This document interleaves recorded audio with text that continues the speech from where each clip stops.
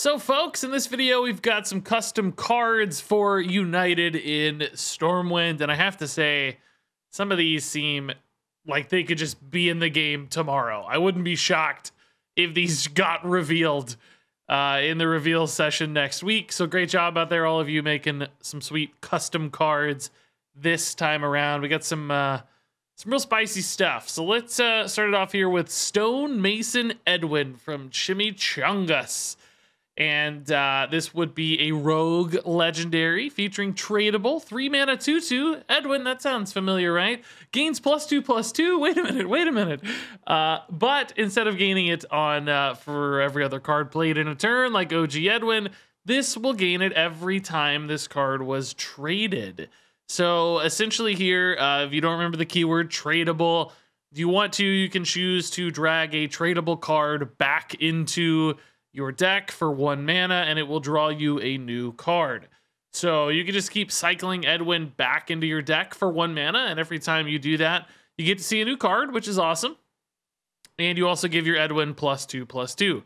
So if you're drawing a lot of cards, say in Rogue nowadays, they're very, very good at that. In fact, cycling through a bunch of battle cries and stuff, and tradable cards, so on and so forth, you might be able to play your Edwin 3, 4, 5 times in a game and get yourself a nice big 10/10 Edwin for later in the game. Now, clearly, this does not have the power spike potential of OG Edwin. It would be, you know, something you probably see way down the road. It's probably at best gonna get, you know, 6/6, 8/8, maybe 10/10. If you really, really stretch things out, perhaps you could get it to go even further, but rogues are usually winning games before that sort of thing would happen. So, you know, power level wise, is this the strongest card? Absolutely not. I think it's actually, you know, kind of slow, takes a long time to get going, you know, takes a while to rev up, and then by the time you get to play it, your opponent's probably accrued removal, or the game is definitely on the way towards being decided, where stats alone aren't really enough to make a huge impact. That said, from a flavor standpoint, from a reference and nostalgia standpoint, this one is just 100% A+, perfect sort of card. So it's very realistic in that regard, where not like crazy OP or anything, just plays on the keyword, plays towards nostalgia, plays towards Edwin's relationship with the Alliance. All these sorts of things come together into a really, really well-designed piece, I think. So next up is the reason you're here, the reason you clicked the thumbnail, no doubt. It's Lady Katrana Prester, and I'm going to tell you right now, this card's going to get nerfed if it were to go in the game like this. It will not survive the nerf bat. This is from Minivat, and Lady Katrana Prester is a 9-mana 8/8 neutral card, rocking those dragon stats here, of course, as a reference to her dual nature as Onyxia. And her effect here is pretty crazy. Your opponent has a 50% chance to play the wrong card. If they do, it only costs 1. So this is an effect that's definitely more like sneaky, and it kind of plays towards Katrana Prester's, you know, disruption behind the scenes, kind of manipulating things, making things go wrong, which is cool.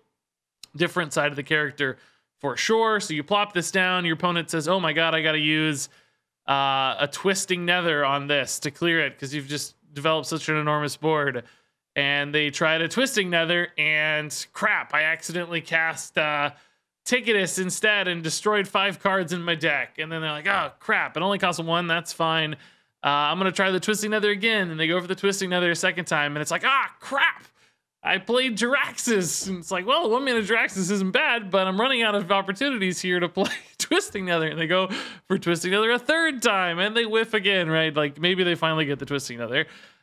So, you know, just the opportunity to disrupt your opponent. But here's the deal, right? Like, this card, again, is not particularly powerful, I don't think. First off, you just 9 mana, right?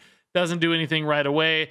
And sometimes your opponent could actually manipulate this to their favor. Like, they could play the wrong thing and hope to get a really awesome discounted 1-mana play, like getting that 1-mana Jiraxxus could be amazing, for instance. And often, even if they do get the wrong result, if something's getting discounted so substantially as that, it might be okay anyway. So depending on the opponent, depending on the hand state, right, this could go from, you know, I think average at best to kind of bad, even in many cases. And rarely ever will this actually be perfect. In that Twisting Nether scenario, you'd need 3 straight 50/50s, for instance. So you're already looking at a pretty unlikely result to deny a Twisting Nether or whatever other card. I would actually probably change this one so that it like costs 2 or 3, so that in many cases, you know, they were still having trouble kind of getting to the play they wanted. Because I don't think, you know, 9 mana 8/8 is so threatening in its own right, and they're still going to hit the right thing 50% of the time. So I would probably make the bailout here, the saver with the 1 cost, less of a bailout, and make it a little bit more punishing. But anyway, awesome card, awesome art, and definitely going to get nerfed. So moving on here, this looks straight out of Hearthstone. It is Andrew Jackson's Sidetracked Sidekick. It's even a good name. 2 mana, 2/3 neutral minion, and it reads, after your hero takes damage, gain +1/+1 and taunt until the end of that turn. So essentially here you've got this guy who's supposed to be kind of your bodyguard, your sidekick, watching over you. He gets distracted, he's in love, he's got a rose in his mouth there. And then he realizes once you take a big whack to the face, he's like, oh god, I gotta kick into action here and actually taunt. So pretty cool little aggro disruption card that you know, isn't quite as good for aggro decks to play. Sometimes, you know, we print these really defensive early game cards and aggro decks end up utilizing them themselves. I think this one will be harder for them to use well, but still a little bit disruptive. So they decide to just ignore your minion. Then they're gonna have an overstatted thing to deal with that might really mess up any sort of future attacks or really disrupt the order of their turn, making this get in the way. Would this be a card that gets played again? I don't know. I'm not sure it's strong enough, right? I think a lot of decks just have more directed things to do. But again, just a home run on the flavor side of things. This is a really well executed card.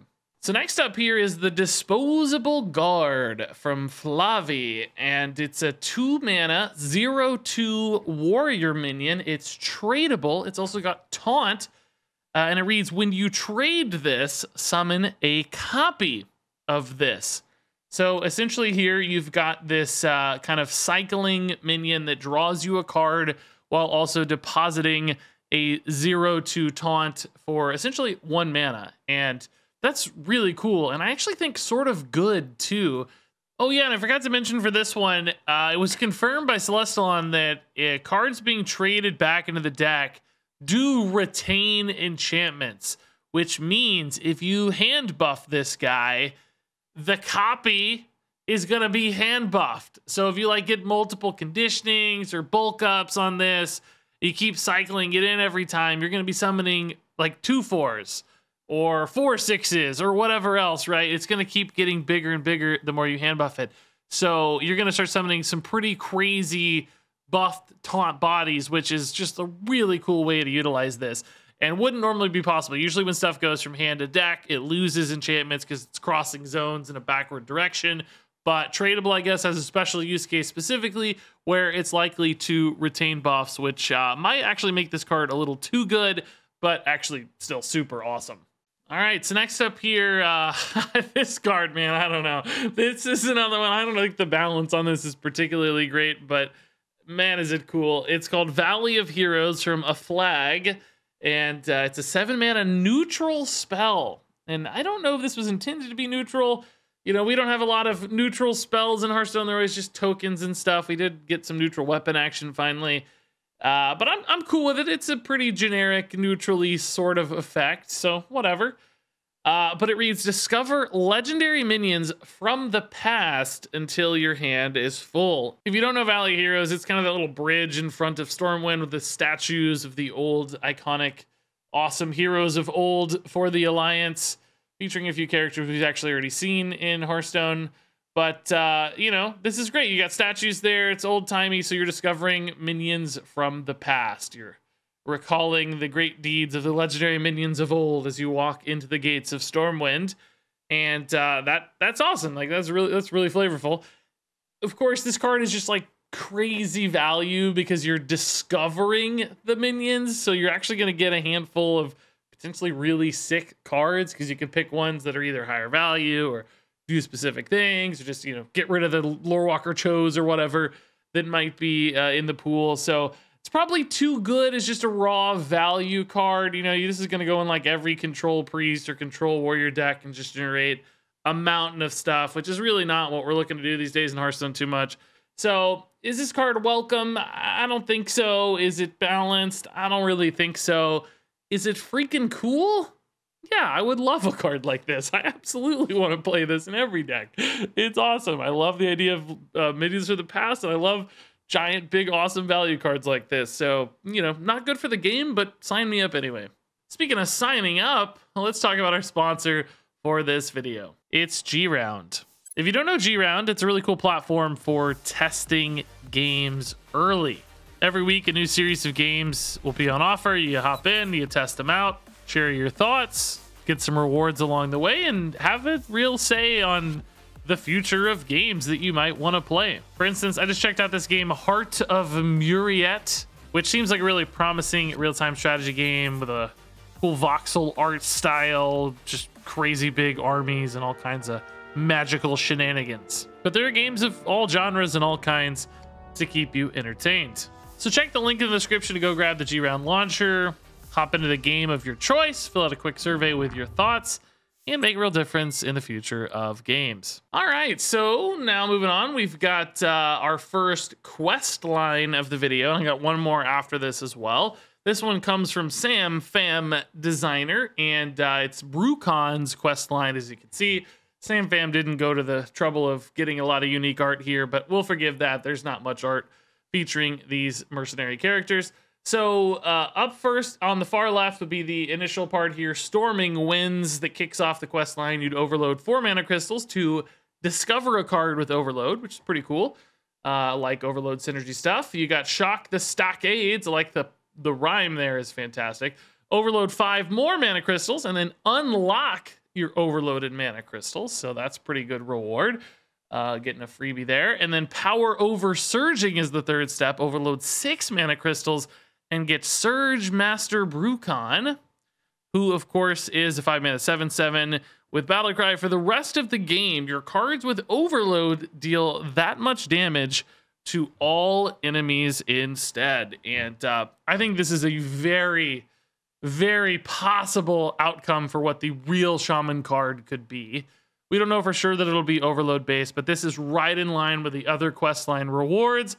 The other two we've seen so far are both rest of game effects that are very high powered, potentially very quickly game ending. And I think this one falls right in that slot. Like clearly that's a very good, you play a 2 or 3 overload card. It's just going to start wiping out your opponent's minions and their face, because this says enemies, not just enemy minions.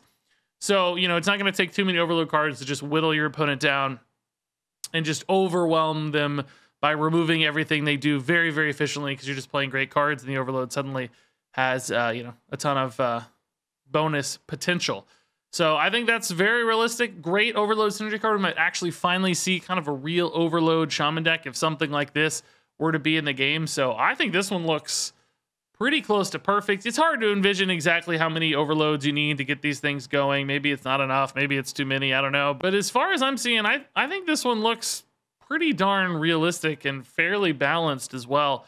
Curious to hear more thoughts there. I wouldn't be shocked at all to see something exactly like this showing up in the game. Moving on here to the pet vendor from Rob K. I mean, this is a Hearthstone card. I mean, this is gonna be in the game.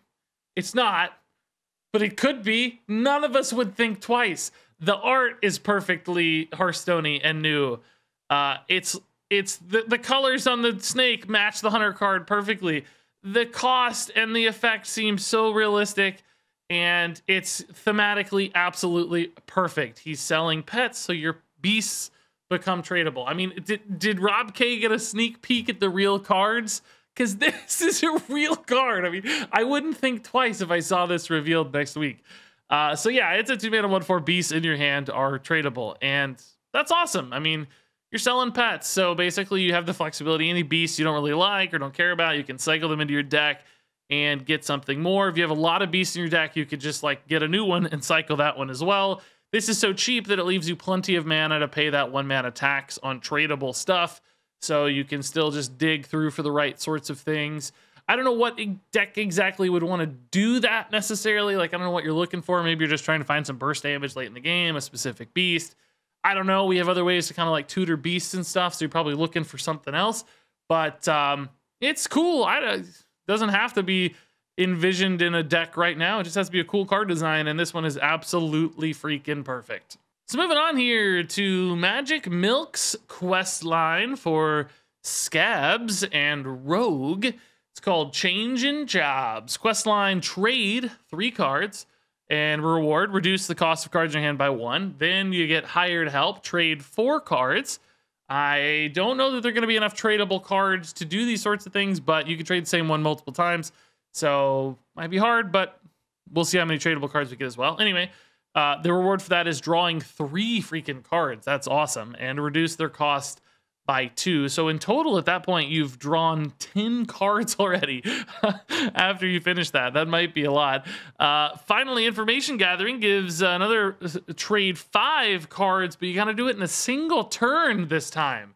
So that's probably why you're drawing so many cards of hired help to kind of set you up to get the information gathering done, because you got to spend 5 mana essentially to get those 5 done in a single turn. And then you get Scabs the Ruthless, which is not a 5 mana 7/7 in this case, 3 mana 5/5, which could very well be possible. Everybody assumed the effects are all going to be rest of game and the stats are all going to be 5 mana 7/7s. Certainly possible given the only 2 cards we've seen so far were, but not mandatory. And this one reads, for the rest of the game, after you play a card, deal 2 damage to a random enemy. So the idea, of course, with this kind of deck or this sort of setup is just cycling, drawing, getting a million cards in hand, getting Scabs done, and then having all those cards and just playing them all. Probably hitting the opponent's face a lot, because once you clear a few minions, you're going to start whacking face.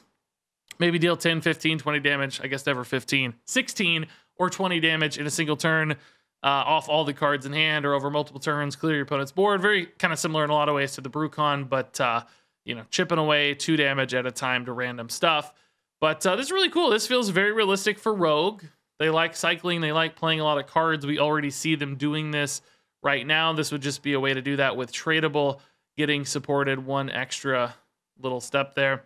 This, I think, requirements might be a little hefty because, again, I just don't know how many tradable cards you have. And if you have to cycle the same few, it's going to take you a long time to get this done. But no way to know that. So tweak the numbers, who cares, right? These are just custom cards. It's really more about flavor and feel, and this certainly feels quite flavorful. And then finally, our last card here is Lieutenant Malthus from Call Rioli. It is a 5 mana 3/6 for Paladin, and it reads, after you trade a minion, summon that minion from your deck. So you got tradable stuff in hand.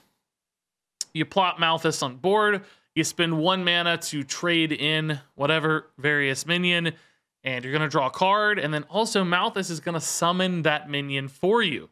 So, you know, we have an example of the 3/4 snake right now that destroys a weapon. You get a 3/4 on board for free. That's pretty cool. Now, the way this would get really crazy is if there was like a 10 mana tradable card, right? And suddenly you could trade it for 1 mana. Still, it's always the same cost to trade it. And then you get maybe a 10-drop summoned off of your Malthus. So you spend 5 mana here, spend another to cycle, and you draw a 10-drop. But I'm assuming that won't happen. But, you know, even if they're like 5-drop tradables or 6-drop tradables, you could get like 3 or 4 or 5 even minions summoned all at once off Malthus while also refilling your hand with 5 additional cards. So you can have a pretty crazy board building pop-off off Malthus as soon as you get to like 8, 9, 10 mana. Summon 3 or 4 things, draw 3 or 4 cards. That's an awesome turn. And I don't think it's too crazy compared to other board summoners we have now, but just a great way to support tradable as a mechanic and give you some kind of payoff essentially for running all these tradable cards in your deck that otherwise might not be the highest quality always if you're running that many to get this done consistently.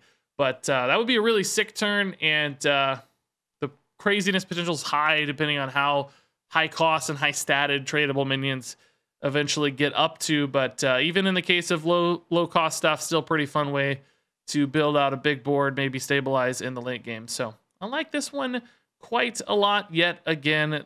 Thought these were some pretty sweet cards. So yeah, that wraps it up for our custom Stormwind cards. I mean, I really, really liked these. This is one of my favorite custom card sets we've had in a long time.